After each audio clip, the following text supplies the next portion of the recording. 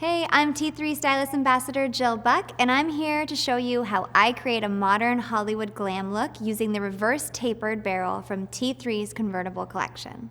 Alright, so this look is meant for something that just feels a little bit more done, but it doesn't take a professional in order to achieve this look. I promise you guys you'll be able to do this at home. I'm a busy mom, I get it, we need quick looks, so I'm going to show you this modern take.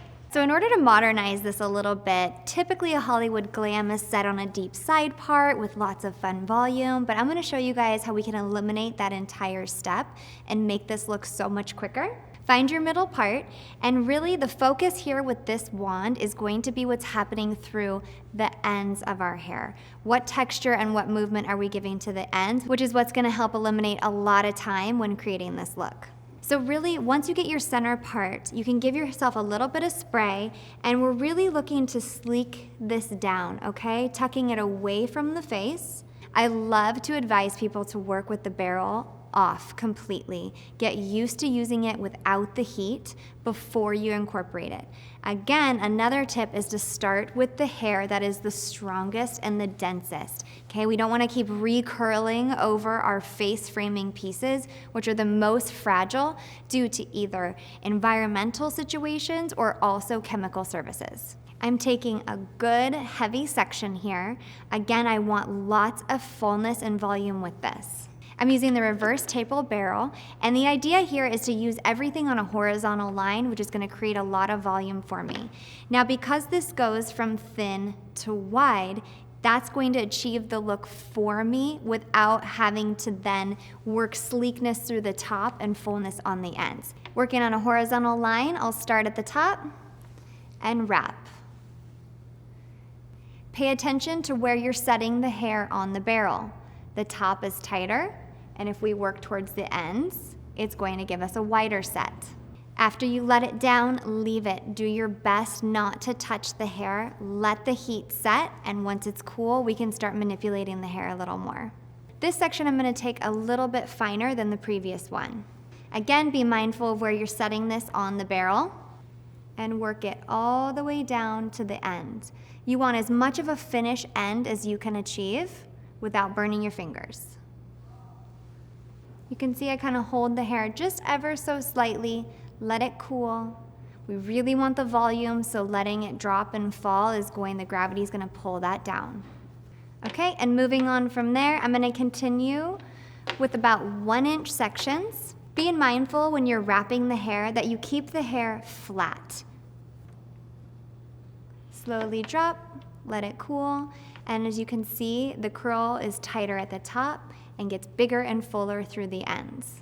The reason why it's so important to keep the hair flat as you're taking it around the barrel is because of the look that it gives you in the ends. If you twist this hair as you work around the barrel, it's going to give you a different result, which can be very cool as well. And again, just another way to make this a versatile look. Now, the reason I start with the curls tucked behind my ear is because then I really am going to see what needs to be curled.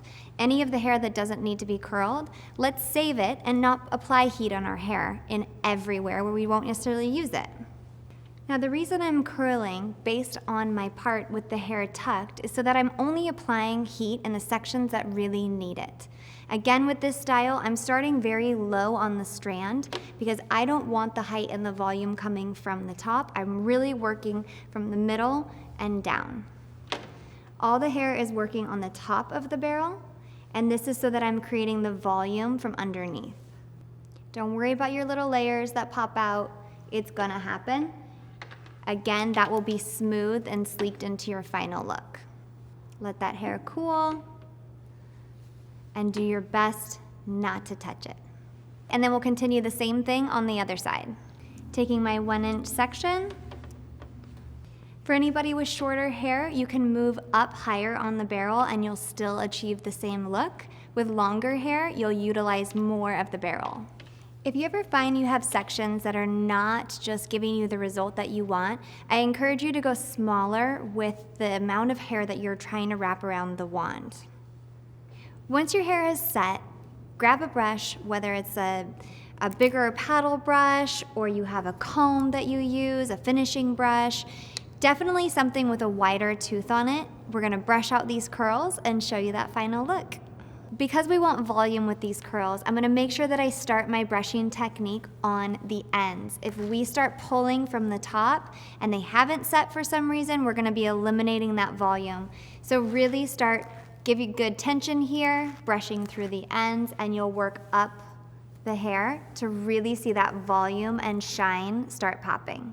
Again, this barrel is used to get this volume and the fullness happening through the ends. So through the top, I'm okay brushing and giving good pressure, bringing my brush out, getting it nice and sleek in here, and then hold, give pressure, give tension, and brushing through those curls. Lots of fun volume, add a little dry texture spray, and move on to the other side.